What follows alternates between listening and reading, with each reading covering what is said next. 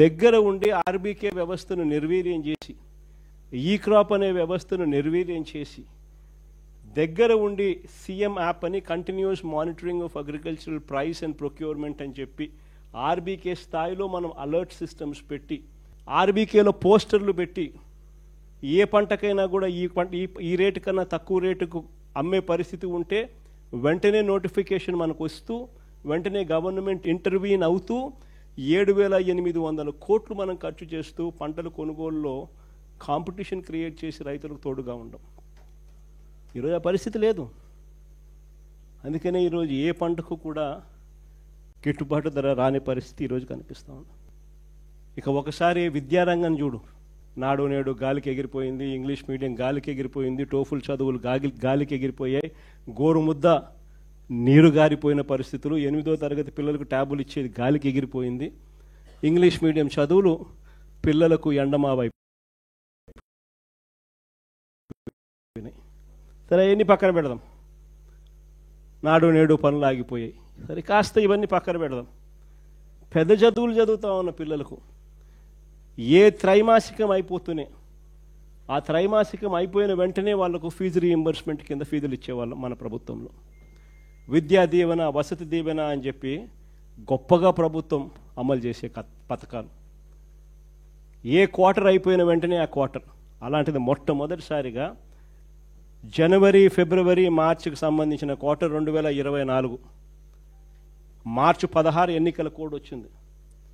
జనవరి, ఫిబ్రవరి, మార్చికి సంబంధించిన క్వార్టర్ ఆ ఎన్నికల కోడ్ రావడంతో ఆగిపోయింది. తర్వాత చంద్రబాబు నాయుడు ప్రభుత్వం వచ్చింది, ఫినిష్. వసతి దీవెన ప్రతి ఏప్రిల్ 2024 ఎన్నికల కోడ్ వల్ల ఆగిపోయింది.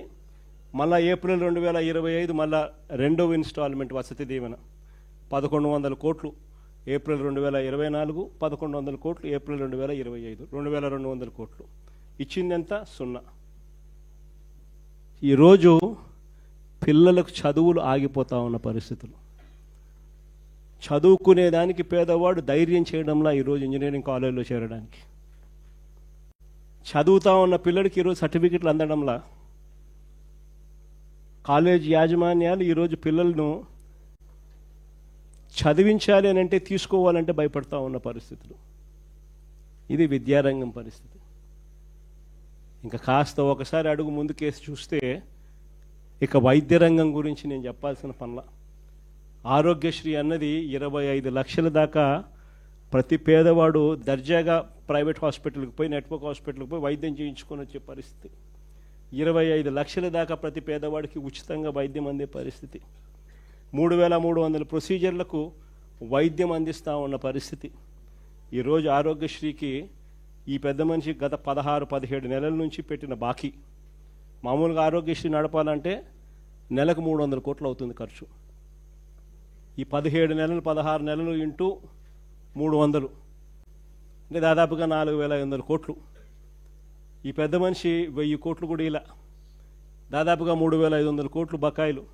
ఏ పేదవాడు కూడా ఈరోజు ఆరోగ్యశ్రీ కోసం, వైద్యం కోసం ఏ పేదవాడైనా కూడా ఏ హాస్పిటల్కు పోలేని పరిస్థితి ఈరోజు కనిపిస్తూ ఉంది.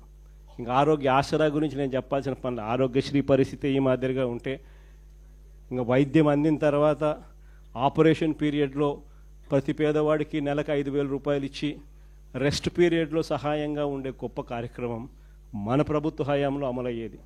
సంవత్సరానికి 450 కోట్లు ఖర్చు అయ్యే ఈ కార్యక్రమానికి ఈ 16 నెలలు, 17 నెలలుగా అయిన ఖర్చు దాదాపుగా 600 కోట్లు. ఈ పెద్ద మనిషి చంద్రబాబు నాయుడు ఇచ్చింది పెద్ద బోర్డు 0. ఈ పరిస్థితుల్లో ఉండగా ఈ పెద్ద మనిషి మెడికల్ కాలేజీలు అమ్ముతానంటాడు. బుద్ధి జ్ఞానం ఉన్నోడు ఎవడైనా మెడికల్ కాలేజీలు అమ్ముతాడని చెప్పి, గవర్నమెంట్ మెడికల్ కాలేజీలు అమ్మాలని చెప్పి ఆలోచన చేసే మనిషి ప్రపంచ చరిత్రలో ఎవడు ఉండడు. ఎందుకనంటే ఒక మెడికల్ కాలేజ్ అనేది ఎందుకు ఎంత అవసరమో తెలుసా? అసలు ఎప్పుడు అందరూ కూడా ఒకసారి ఆలోచన చేయండి. అసలు గవర్నమెంట్ ఎందుకు స్కూళ్ళు నడుపుతుంది? ఇక్కడే కాదు, దేశంలో, మన రాష్ట్రమే కాదు, దేశం మొత్తం. అసలు గవర్నమెంట్ ఎందుకు స్కూళ్ళు నడుపుతుంది? గవర్నమెంట్ ఎందుకు హాస్పిటల్ నడుపుతుంది? గవర్నమెంట్ ఎందుకు ఆర్టీసీ బస్సులు నడుపుతుంది? ఎందుకో తెలుసా? గవర్నమెంట్ నడపకపోతే, గవర్నమెంట్ స్కూళ్ళు నడపకపోతే నారాయణ చైతన్య లాంటి వాళ్ళు పేదలను చదివించే పరిస్థితి ఉండదు. కాబట్టి గవర్నమెంట్ కానీ హాస్పిటల్ నడపకపోతే ప్రైవేట్ హాస్పిటల్లో పేదలను బతకనిచ్చే పరిస్థితి ఉండదు. కాబట్టి గవర్నమెంట్ కానీ ఆర్టీసీ బస్సులు నడపకపోతే అసలు గవర్నమెంట్ బస్సులలో పేదలు ఎక్కే పరిస్థితి, అసలు మామూలు బస్సుల్లో పేదలు ఎక్కే పరిస్థితి ఉండదు. కాబట్టి దేశవ్యాప్తంగా కూడా గవర్నమెంట్ ఎందుకు స్కూళ్ళు నడుపుతుంది, ఎందుకు హాస్పిటల్ నడుపుతుంది, ఎందుకు బస్సులు నడుపుతుంది అని అంటే ప్రైవేట్ ఎక్స్ప్లాయిటేషన్ జరగకుండా చెక్కు పెట్టేందుకు. ఈరోజు ఈ గవర్నమెంట్ హాస్పిటల్లో ప్రతి జిల్లాకు ఒకటి వస్తూ ఉంది. ఈ టీచింగ్ హాస్పిటల్స్ అంటే ప్రతి జిల్లాలోనూ ఒక సూపర్ స్పెషాలిటీ హాస్పిటల్, ఒక టీచింగ్ హాస్పిటల్ రూపాన ఈ మెడికల్ కాలేజీలతో పాటు అందుబాటులోకి వస్తుంది. అంటే ఈ మెడికల్ కాలేజీలో పనిచేస్తూ ఉన్న ప్రొఫెసర్లు, అసిస్టెంట్ ప్రొఫెసర్లు, పీజీ స్టూడెంట్లు, doctors, MBBS students, nursing students అందరూ అక్కడ డాక్టర్లుగా ఉంటారు.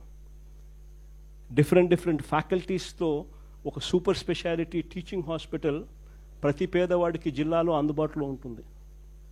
ఇది అక్కడ ఉండడం వల్ల ఆ జిల్లాలో మిగిలిన ప్రైవేట్ హాస్పిటల్ ఎవరు కూడా పేదవాడిని ఎక్స్ప్లాయిట్ చేసే పరిస్థితి ఉండదు.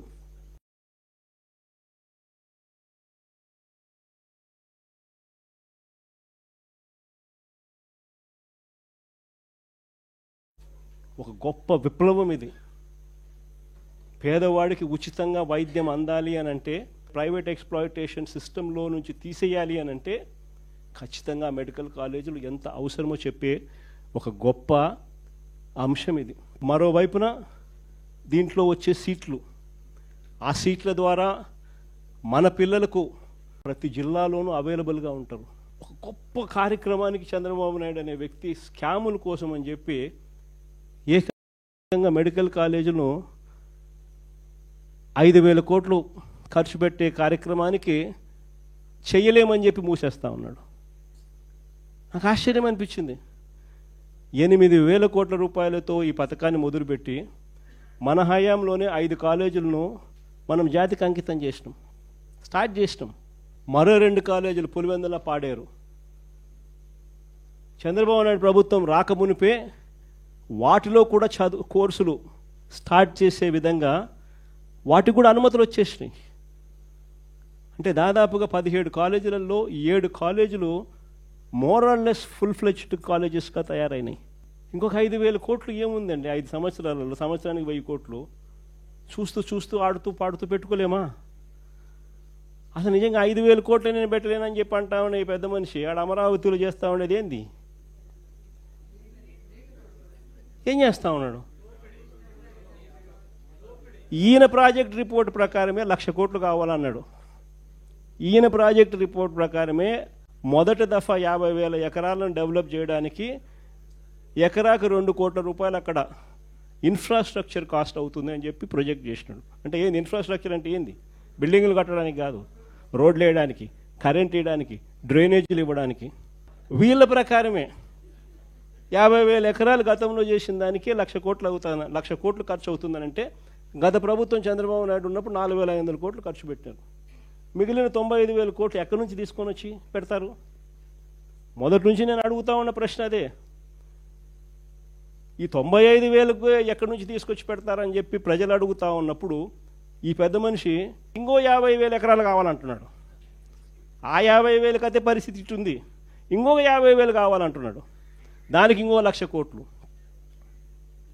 మరి నీకు అమరావతి కోసం 2,00,000 కోట్లు నువ్వు ప్రణాళిక వేసినావు, చేతిలో డబ్బు లేదు కానీ 2,00,000 కోట్ల ప్రణాళిక అంటున్నావు. మెడికల్ కాలేజీలకు, ఇంతమందికి మేలు చేసే మెడికల్ కాలేజీలకు 5,000 కోట్లు పెట్టడానికి నీ దగ్గర డబ్బులు లేవంటావా? నువ్వు అసలు మనిషివేనా చంద్రబాబు అని అడుగుతా ఉన్నా. ఇది పరిస్థితి. విద్య, వైద్యం, వ్యవసాయం, లా అండ్ ఆర్డర్ గురించి నేను చెప్పాల్సిన పనుల ఏ స్థాయిలో ఉందో మీ అందరికీ కూడా తెలుసు. కరప్షన్ గురించి అంతకన్నా మాట్లాడాల్సిన పనుల. కరప్షన్ అనేది లేనిది ఎక్కడో చెప్పాలా. ఏది ముట్టుకున్నా కరప్షనే. మద్యం, ఇసుక, లాటరైటు, బాక్సైటు, క్వాడ్సు, సిలికా, మట్టి, ప్రతి నియోజకవర్గంలో పేకాట క్లబ్బులు, ఇంకా కుటుంబిషన్ల కాడ నుంచి మొదలు పెడితే ఇంకా స్కాములు అనేకం. భూములు ఇష్టం వచ్చినట్టుగా రూపాయికి 10 రూపాయలకి ఇవ్వడం.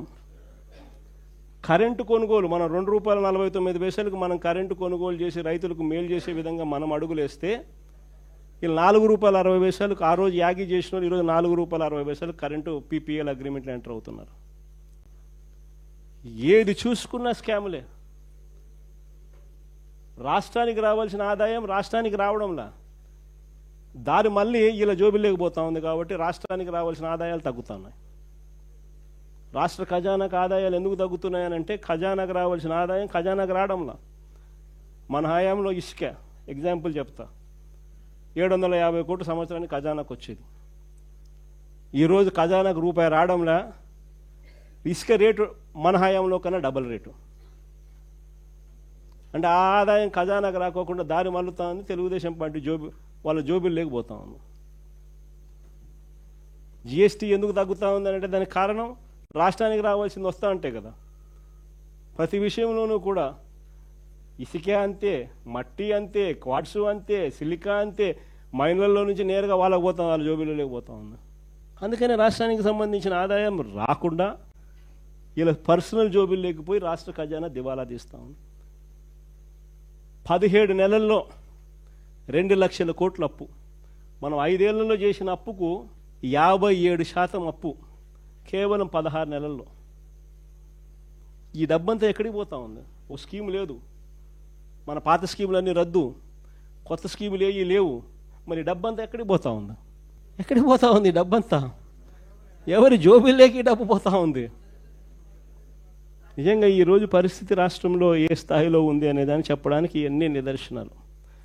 నేను అందుకనే చెప్తా ఉన్నా, ఇలాంటి సమయాలలో చంద్రబాబు నాయుడు చేస్తూ ఉన్నది ఏమిటి అని అంటే ప్రతిదీ డైవర్షన్ పాలిటిక్స్. ప్రజల్లోకి పోయే పరిస్థితి లేదు కాబట్టి ప్రతిదీ కూడా డైవర్షన్ పాలిటిక్స్. ఒక ఇష్యూ ఏదైనా జరుగుతూ ఉంది అని అంటే చాలు, ఆ ఇష్యూ పెద్దది అవుతుంది అని అంటే చాలు దాన్ని బ్రేక్ చేయడం, దాంట్లో నుంచి డైవర్ట్ చేసేయడం.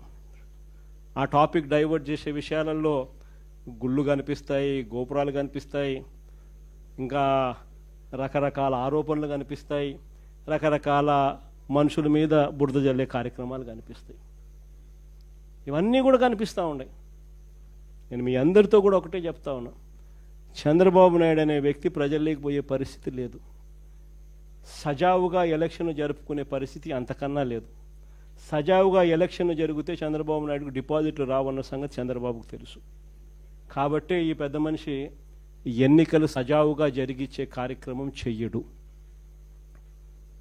కాబట్టి మీరంతా ఇంకా ఎక్కువ సన్నద్ధం కావాలి. కాబట్టి మీరంతా ఇంకా ఎక్కువ గట్టిగా నిలబడాల్సిన పరిస్థితి వస్తుంది. 14 సంవత్సరాల